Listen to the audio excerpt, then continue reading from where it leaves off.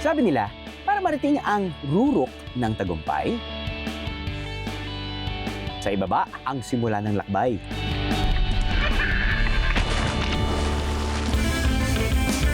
Tulad sa biyaheng ito, there's no other way but up.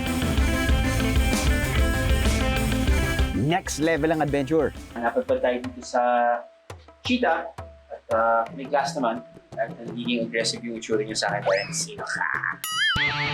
Matindi ang emosyon for sure.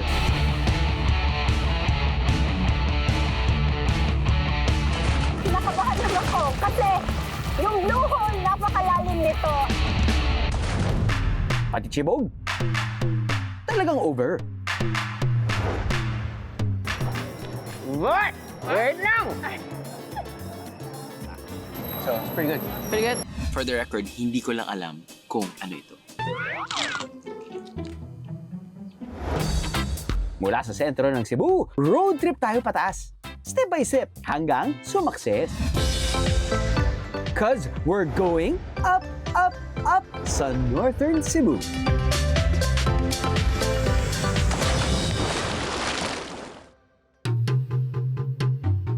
Kapag sinabing malutong, malinamnam. At pagkasarap na lechon, itabi nyo dahil Cebu na raw ang mangunguna sa taas ng listahan. Kahit pa sa hilagang bahagi ng Cebu, partikular na sa bayan ng Carmen, may bersyon sila para ma-achieve ang makinis at malutong na balat ng lechon. Kakaibang skincare routine ng mga piggy? Don't panic, it's organic! Chinap ko yan sa harapan nyo guys para lang marinig nyo at kita nyo kung gaano ka-crispy. I have no idea kung anong pinahid nila sa lechon, but I gotta say, it's crispy, it's yummy. Ang sikreto sa makinis at malutong na balat, ibubunyag na. Yung pinapahid is more like organic. We used buko juice. Buko juice! Yun! There's sweetness, medyo maasim din. Mas medyo healthy yung pagkain ng lechon. Okay. Kasi natural yung ginagamit. Okay. And pag wala naman pong buko juice, we use the alternative na milk. Kaya naman pala glass skin at glowing ang balat ng lechon nila rito. Pag sinabi niyo po bang authentic Cebuano lechon, what does that mean? Yung taste niya hindi masyadong maalat. Okay. Yung juiciness at saka yung crispiness. Crispiness ng Yes, balat. yung balat po. Yun yung tatak. Yes Cebuano. po, Cebuano. O paano, biyeros? Manganta! Ayun, yun talaga ribs.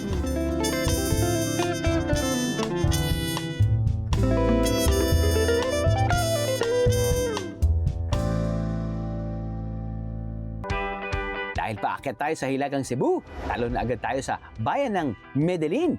Para saan kanyo? Aba, mapaitaas man kasi ng bundok o karagatan. Puro pagtalon ang magaganap. Pero akalain nyo bang ang sigla ng napakagandang mga tanawin na yan pinahinto sa isang iglap?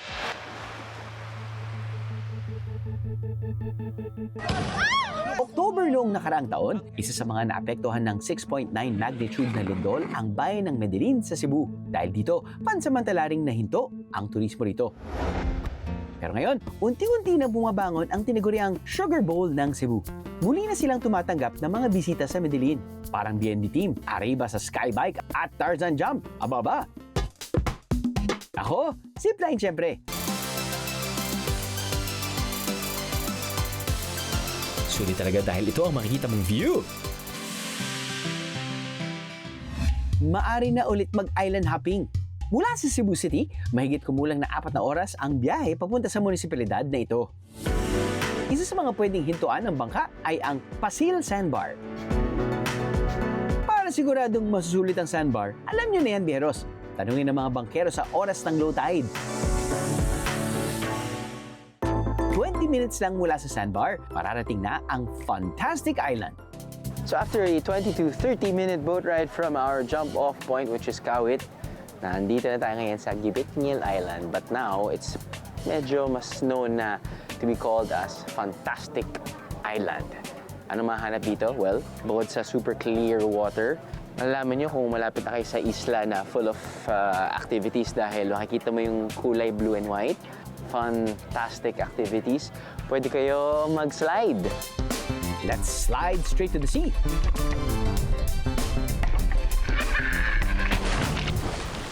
mag-ala-Tarzan at kumapit sa tali.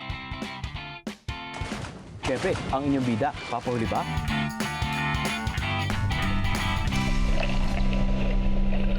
Itodo na natin sa 50 feet cliff jump. Kung kabado sa ganyang kataas, may below 10 feet din naman. Pwede nang pagpraktisan. Pero ako, aim high baby, I aim high!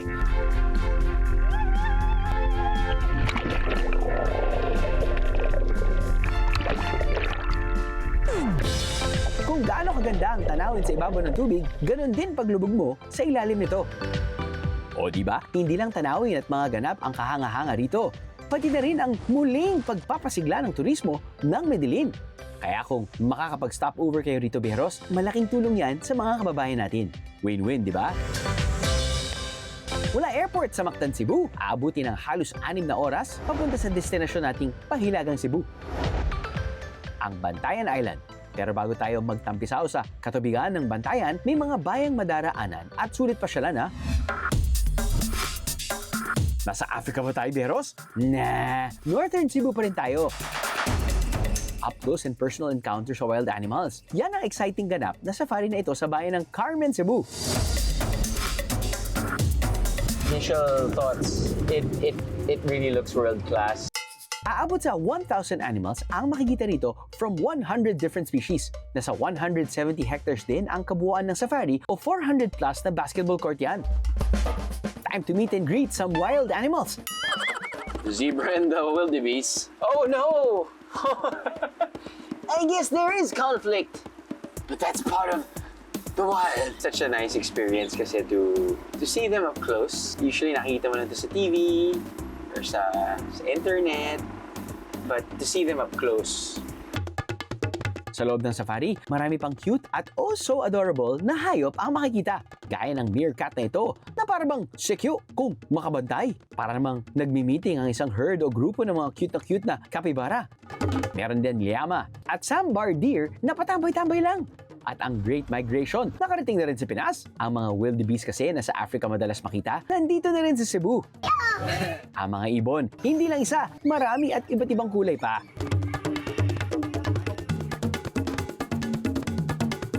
Napadpad tayo dito sa cheetah at may glass naman at nagiging aggressive yung itsura niya sa akin dahil sino ka? Yep, hindi pa tapos dahil may mga uber sa tangkad na giraffe din dito. This giraffe is actually a Rothschild giraffe. Galing sila sa Uganda and of course they're herbivores. Their lifespan is 20 to 25 years. And this is a nice fun fact. Giraffes only sleep around 20 minutes or less per day. Pero kung talagang mababangis na hayop ang nasa bucket list, nandyan ang tiger at white lion. Sigurado nagtataka kayo, white lion? Pero bakit hindi white? Ayon sa aming guide, dahil nasa tropical country sila, nag-a-adapt ang kanilang kulay sa klima ng lugar. Kung mapapansin, white pa rin naman ang kanilang mata, eyelids at chins. White lions pa rin. For their food, it's chicken or beef, 8 kilos per lion per day. 8 kilos per day. Yes, sir. And they also spend 16 to 20 hours of sleep a day also. Then they're more active at night time. That's why if you are checking in or if you're an in-house guest at safari camps, safari cabins, and safari tents, we have a night safari which features the nocturnal animals, the white lion, the fountain, and the garden. Nice. Medyo chill yung ano nila ngayon, behavior nila. So pwede tayong lumabas sa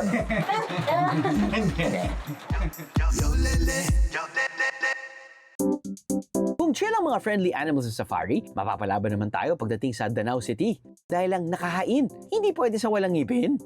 Alam natin kapag nasa Cebu tayo dahil nandyan yung mangga, nandyan yung puso, at nandyan yung kasahos. What? Ano yung kasahos? Hindi gitara?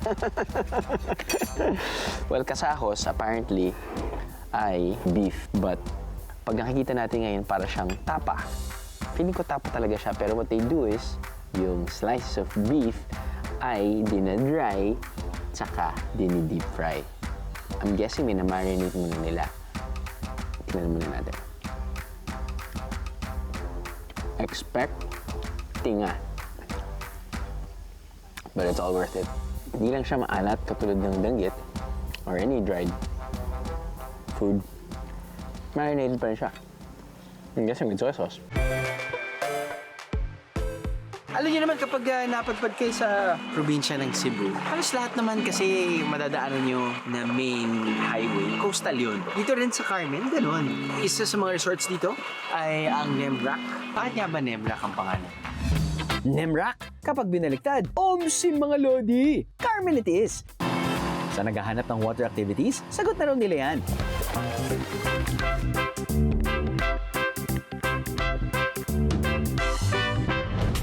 Hindi lang pangalan ang iniiba rito sa Carmen. Pati ang patatas dito, hindi na gulay, kundi tinapay na? Ano ba talaga? Tingnan nyo yung itsura niya. Para siyang made into squares, into diamonds.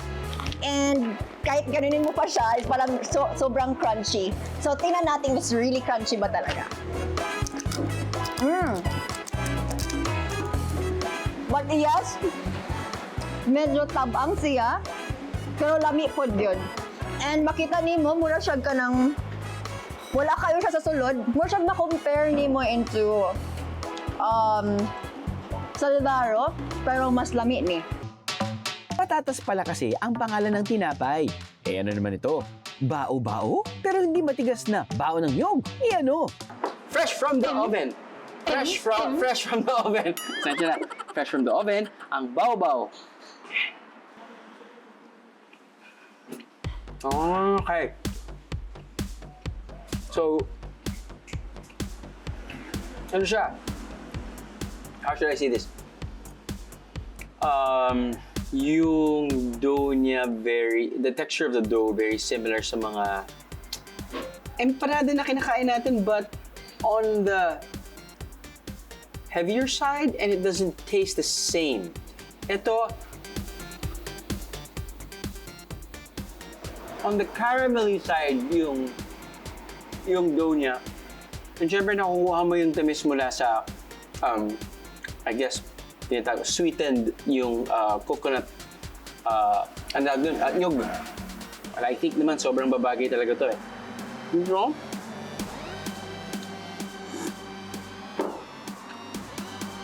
Yun. Dip, dip, dip.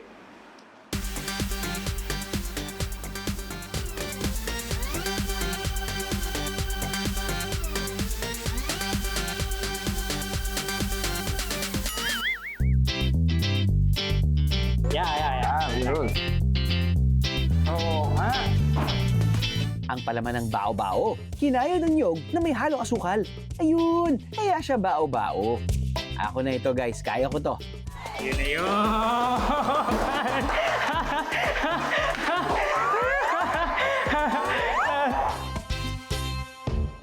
Dagdagan nyo ang baon biyeros dahil sa syudad na madadaanan natin, maraming energy ang kakailanganin.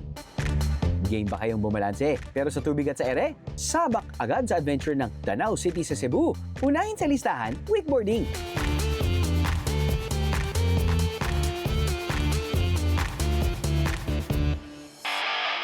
May iba't ibang extreme adventure pa ang pwedeng subukan.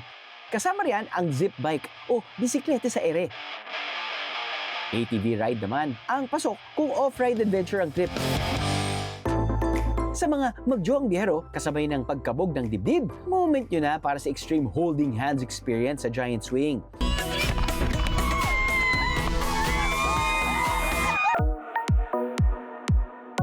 Kung relax at chill na pamamasyal naman ang hanap, pwede rin subukan ang horseback riding. Sa dami ng pwedeng gawin, sulit na stopover yan, di ba? Ano pang dapat puntahan? Siyempre, yung bilihan ng pampasalubong. Kahit di pa nakakalayo mula sa Cebu City, may sikat na tinapay na mabibili agad. Hindi magkakaubusan ng pambaon o pampasalubong dahil kada araw ang nagagawa nilang tinapay. Aabot sa 1,000,000 piraso lang naman. Institusyon na kung turing ang bakery na ito sa bayan ng Liloan. Kung galing Cebu City, mas mauunang madaanan ang Liloan na nasa 30 minutes lang ang layo mula sa Danau City. How are you, man? Nasa higit 100 years na silang gumagawa ng tinapay at isa sa kanilang specialty, ang Rosquillos. So, ito yung Rosquillos Classic. Tapos mamaya titikman natin yung Rosquillos Corazon. Kala ko yung difference lang niya is ito bilog sa gitna, yung Corazon may heart. Corazon, heart. What? Wait lang! Gusto ko lang malaman nyo. It's pretty much the same taste, which means kung bagong labas sa oven, yung taste na yun is pretty much the same kapag binuksan mo rin isang pack. So, it's pretty good. Pretty good? Okay.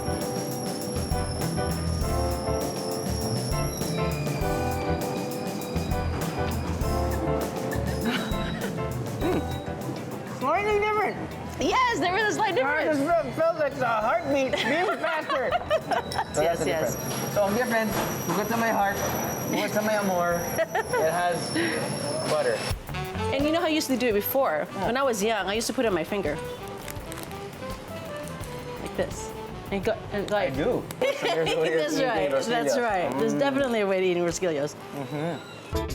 Akala nyo laking Amerika ang kausap ko, no? Ang mga Cebuano kasi mas sanay magsalita ng English kaysa sa Tagalog o Filipino. Maglisod jud og Tagalog no because kami mga Bisaya mas comfortable may mag-English kaysa Tagalog niya.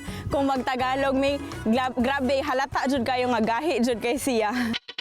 Kung hindi mabubusog sa baong tinapay, doon tayo sa mas mabigat sa tiyan. Okay kayo sa kakanin? Kaso Blue? Ay, paano? One of the best sellers namin sa cafe is yung Blue Biko. We have a lot of flowers na na-harvest sa farm. So, my wife decided to incorporate it sa menu sa cafe namin. So, we use the juice of the Blue Ternate para sabaw for the Biko. That's what created the color of the Blue Biko. May antioxidants din daw ang Blue Ternate, kaya no judgment kung makararami. #HealthyEats. Feel ko naman malagkit siya. Kakanin? Kakanin ba to? Matamis? Matamis. Tapos po, lasang ano po, organic. Nox organic! Nakatakot kasi bakulay. Pero kapag nakapikit, isipin ko pa rin, biko siya na kulay brown. Kung may kakanin na blue, may batis naman daw na hindi lang sobra sa pagkaasul, abay sobrang lalim din. Bago tuluyang makarating sa dulo ng Northern Cebu, sumayitrip muna tayo sa bayan ng Tuburan. Meron daw kasing hidden gem dito na tiyak pasok sa summer cravings ng mga biyahero. Ang pangalan ng bayan nito na Tuburan hango sa salitang tubon na ang ibig sabihin spring o batis. Ipinagmamalaki nito ang malinaw at malinis na tubig ng kanilang mga batis. Ito ang pinakasikat, ang Blue Hole San Juan. Kailangan lang dumaan sa registration ang mga bisitang gustong maligo sa batis. Kung hindi marunong lumangoy, kailangan magsuot ng life vest. May lalim kasing 20 feet ang batis kaya safety first palagi. Para mapanatili ang magandang tubig at kapaligiran, simple lang daw ang paalala ng kanilang munting pamahalaan. Bawal yung magtapon ng basura, bawal magsigarilyo, to preserve fresh air, and daily clean up para ma-preserve namin ang cleanliness. Para mas ma-enjoy ang summer trip dito sa Blue Hole, pwede rin mag-cliff diving na may taas na 10 feet. Hindi naman pala nakakakaba.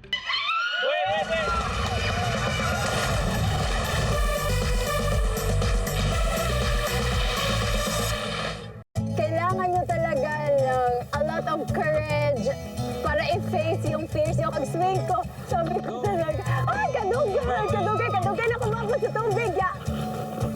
Pero sulit yung experience. Kung sa bayan ng Tuburan, may batis na tinatawag na Blue Hole, meron din daw talon sa bayan ng Asturias na asul din ang kulay ng tubig. At ang bonus, sisiw lang ang papunta. Habal-habal o 4x4 vehicle ang pwedeng sakyan papunta sa jump-off point. Pagkatapos, may 10 to 15 minutes na lakaran. Yung swabing lakad lang ha, pwedeng-pwede pa makipagkwentuhan at di hihingalin. Pagdating sa dulo, naghihintay ang rumaragasang tubig ng Tagbubunga Falls. We're finally here. Wow, look at that. Wow, amazing.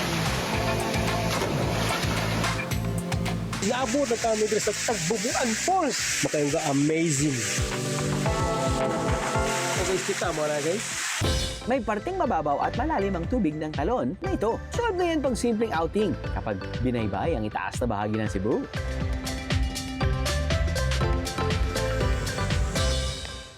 Let's go even higher sa ultimate destination ng mga beach and island lovers. Ang pinakatuktok ng isla sa Northern Cebu, ang always babalikan at never kakalimutang Bantayan Island. Namnamin ang ganda ng beach habang umiinom ng refreshing na buko juice. Pero wait, ang buko juice nila rito, hinahaluan ng kung ano, no? Ano to? Dalawang meaning yon dito sa Cebu, no? Dito sa Visayas, mga leftover food yung lamaw. It's a buko juice na pinaghalo-halong ingredients. Originated po siya dito sa Visayas at doon sa Mindanao. Yun yung parating kinakain ng mga farmers natin po. May coconut meat, orange-flavored soda, condensed milk, at biskwit. Ang tawag nila rito, lamaw. Ang purpose bakit dilagyan siya ng biskwit para yung lumapot siya. Papatok din kaya ito sa turista ng Bantayan? Really good. It's not bad. It's a little sweet, but I don't know if I like the biscuit. Perhaps the biscuit's a little too much. Maybe if I didn't have the biscuit, I'm not used to chewing when I drink. Perhaps without the biscuit, I would really like it. Not sure about the biscuits, but the rest is really good. Uulit pa kaya sila? Yes, definitely. Yes, I would try it again. Yeah, I would. Pero dito sa isla, kung extreme at patok na matitikman dito sa Bantayan, ito na ang unang-una na maiihahay nila. Hile-hilera man ang nagtitinda nito, lagi pa rin daw itong sold out. Ito ang taguangkan.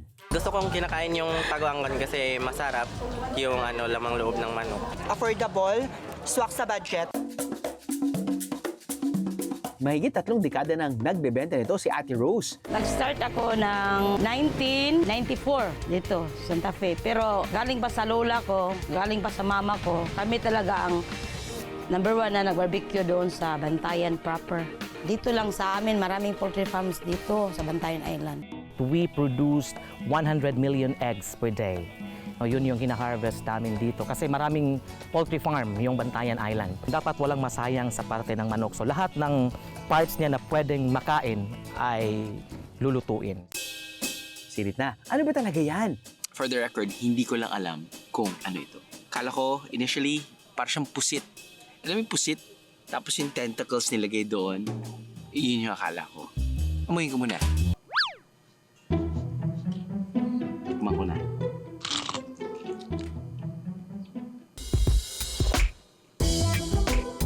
Tama ako. Hard-boiled egg. Yes! Pero gusto ko malaman kung ano itong nakapulupot. Chewy siya. Barbecue yung lasa niya. Kumbaga parang kumakain ako ng pork barbecue. Chewier siya than the usual pork barbecue na kinakain ko. Intestine to. Manok. Innards ng manok. Itlog ng manok. Tama. Itlog ng manok. Paa ng manok. Sirit. Ovaryo. Anong ovaryo? Ovary! I repeat, ovaryo ng manok. Well, first time kong makakain ng ovaries. Parang hindi naman yata kinakain ng ovaries, pero nandito tayo sa Pilipinas, so lahat kinakain. But it's my first time to try. Pero yung lasa niya, pag nakapikit ako, kinakain ko, parang siyang lasang pork barbecue or chicken barbecue. Pero very distinct nga yung itsura niya. Mano-mano nilang kinukuha ang ovaries ng inahing manok. Nilalagyan din ng hard-boiled egg at bahay itlog para ma-recreate ang sinupupunan ng manok. Sa presyo nitong 80 pesos kada stick, abay, kanin na lang ang kulang. Pagka-prepare namin ng taguangkan, naubos agad. Kulang pa nga eh. Marami pa naghanap. Kung napataas ang isang kilay nyo sa kakaibang pagkain dito sa Bantayan Island, ihanda nyo na ang isa nyo pang kilay. Dahil may kuweba raw dito na naglalaman daw ng sikretong pampabata.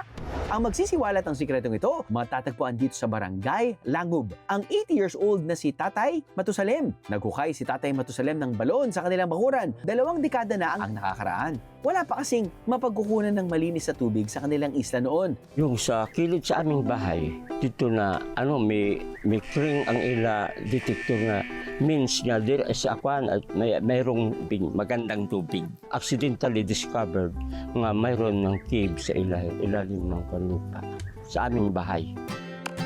May ibang lihim pa raw ang kuweba. Hindi lang tubig ang masisilayan dito dahil ang nakatagong kabibe rito kasing laki raw ng bilao. At hindi lang giant kabibe ang biyayang dala ng kuweba dahil ang mga putik sa loob nito nakapagpapaganda rin daw ng balat. Ang mga klid doon sa ilalim ng cave, mga rich of mineral nga makapaganda sa ating ating katawan, makapaganda sa ating mga disease. Oh, napapataas na naman ba ang kilay nyo, Biyahros? Ibaba nyo muna yan dahil ito na. Susubukan ko na para sa inyo. Meron din dong mud na apparently ginagawa nilang mud mask. Okay? So, susubukan natin yun mamaya. Pero, kailangan may before video or pic muna. Ready? Tara, pasok na tayo. Hi, Tay! A few steps from the ground level dito sa basement, medyo mararamdaman mo na yung init. Tubig, klaro. Tahimik. Definitely kuweba siya. Ang finiflex ni Tatay Matusalem, buhay pa raw ang higanting kabibing ito. Ito yung isa sa mga pinupuntahan dito. Itong clam na to. Kaya nga tinawag na The Clam Cave. Sabi ni Tatay daw, may mga dumating na dito galing DNR. Nalaman nila na buhay pa daw yung clam na ito. Now, nirehas na ni Tatay ito dahil sabi ng mga tiga-DNR o yung mga experts, dapat yung mga bisita bawal hawakin yung clam. At least nakikita nyo pero bawal yung hawakan. Kung pumasok ng haggard dahil sa pababa at masikipang kuweba, lalabas ka naman daw na mukhang kupleto sa tulog at batakang balat. Dahil yan sa mud mask. Taray, di ba? Ayan, nilalagay yan sa mukha. Parang smooth ang imo api. For 2 minutes, yun sa whole body ni mo, pwede. Pwede rin. Na i-wipe the ego na mo, i-wash out tayo mo. 25 years old lang naman ako, sabi nila. Magmumukha daw akong 23. Tay, anong meron dyan? Ang dami nyo. Para sa buong kasamahan po namin. Kailangan. Magiging effective naman kaya sa amin ang natural mask na ito? Glow Up Reveal!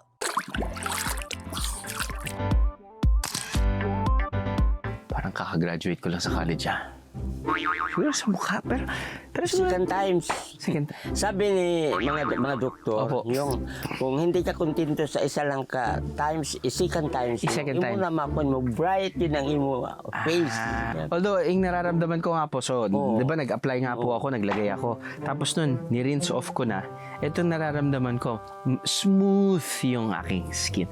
Kahit hindi ako nag-shave, parang ako nag-shave. Parang ganun. I mean, kanina, grabe, balbasarado ako, pero ngayon parang smooth ba? Sabi nga ng asawa ko, parang akong baby face. Pero ngayon, feeling ko, kasing edad ko na si Astro.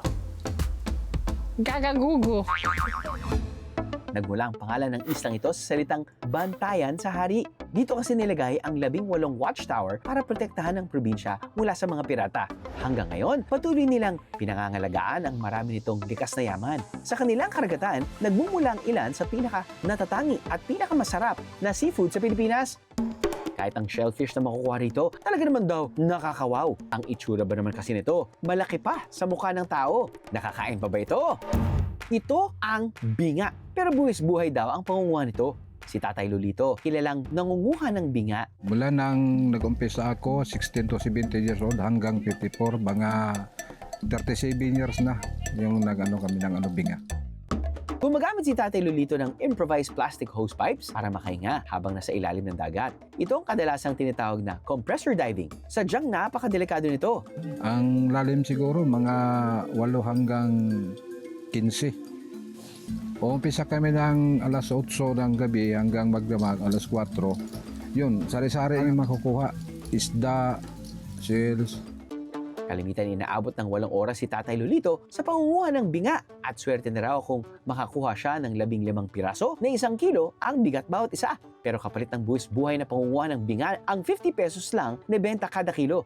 Ito ang ipinangtaguyod ni Tatay Lolito sa kanyang pamilya. Ang hanap buhay ko, pangisda lang. At sa ganong hanap buhay ko, nakapagtapos ako ng 2 kong anak. Ang isa, base IT. Yung bunso ko, ng civil engineer. Kapag daw nasa isla, sigurado na ang lasa at freshness ng kanilang mga seafood. Para matikman ang binga, eksena muna kami ng Bisaya kung cameraman si Ray. Kinilaw na bingi. Hindi bingi, sir. Ay, hindi ba? Hindi ko bingi. Binga. Binga. Logo lang yan. Ito yung binga.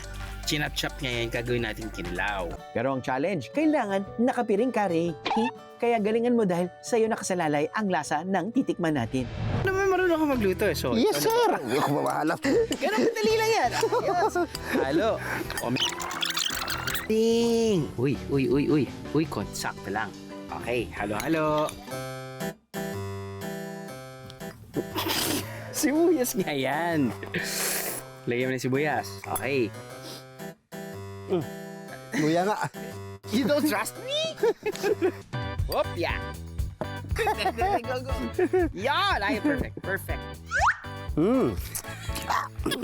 Lapit sa dagat. Whoop, yeah!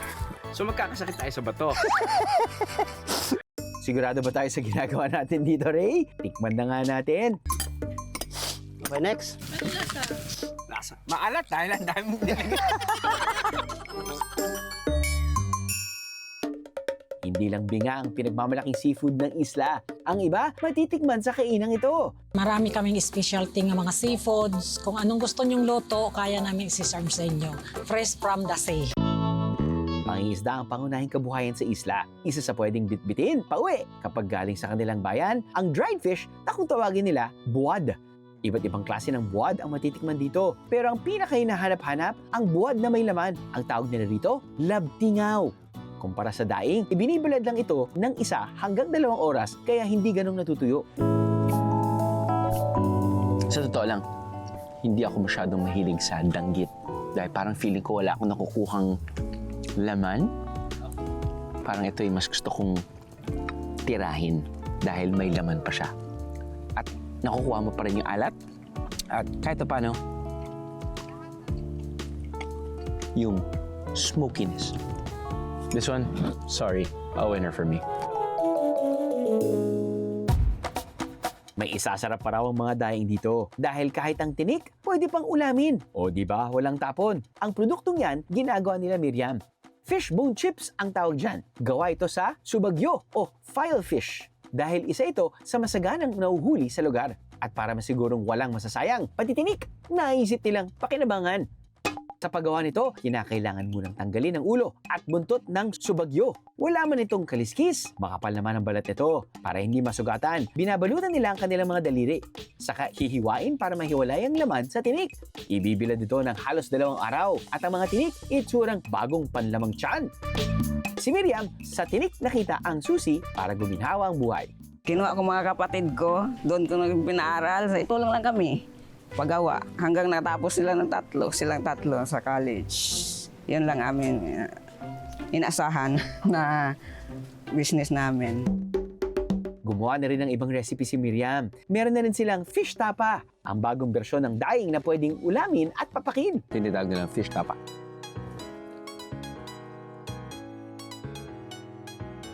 I have to say, where have you been all my life? Sobrang panalo to para sa pasalubong or even for personal consumption, I swear to God. Oh my goodness. Kahit pulutan. At dahil sumikat na ito sa kanilang isla, may iba na rin gumagawa nito bukod sa kanya. Oh, masaya naman kasi marami nang natulungan. Tapos sa mga trabante, marami rin nakatulong din siya. Maka-income sila. Bukod sa tapa, may iba pang sinubukan si Miriam. Ang tusino, hindi lang pork at chicken. Ngayon, isda na rin? So I'm guessing, meron siyang tamis. Oh my goodness. Parang siyang beef jerky or pork jerky. Pero ito fish. Holy smokes. Kala ko favorite ko to. Ito na yung bago kong favorite. Napaka-fickle-minded ko talaga. Sa biyahe natin, Pahilagang Cebu, may mga bayan dito na sulit palang daanan para sa mga bagong karanasan. Hindi man naging dire-diretso, dinala naman tayo sa mga bago. Ang minsanang pagliko at paghinto, pangmatagalang ugnayan naman ang naibabahagi sa atin ng mga lokal. Malayo ang Northern Cebu kung isipin, pero pagkadating naman sa finish line, sobrang sulit ang biyahe.